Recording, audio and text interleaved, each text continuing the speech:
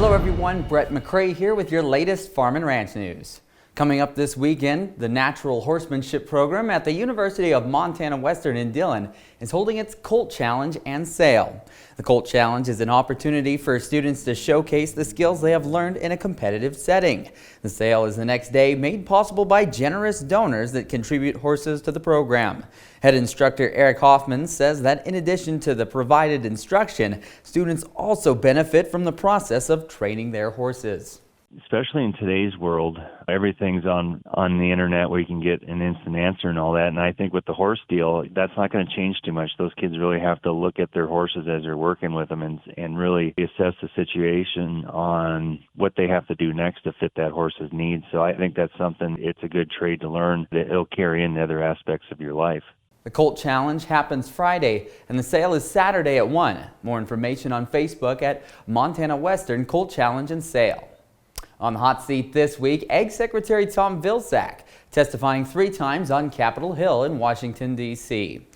The USDA leader is talking about everything from funding for fertilizer production to climate initiatives and, of course, the Farm Bill. Here he addresses Congress on providing more insurance options for specialty crops.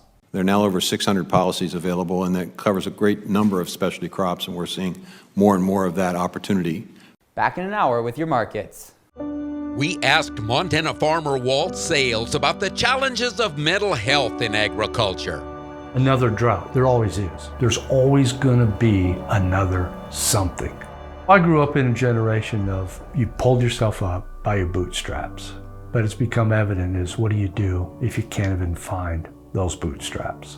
If you need to talk to somebody, go to beyondtheweather.com for free counseling for Montana ag producers.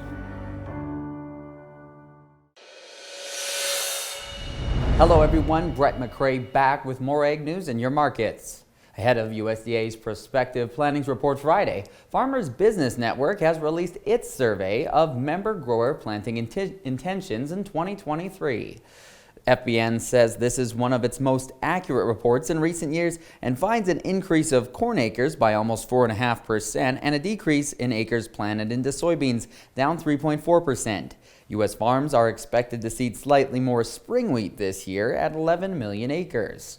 Chief economist Kevin McNew says the report helps decipher how the complex global geopolitical factors, weather conditions, and market demand are shaping farmer decisions for the year ahead.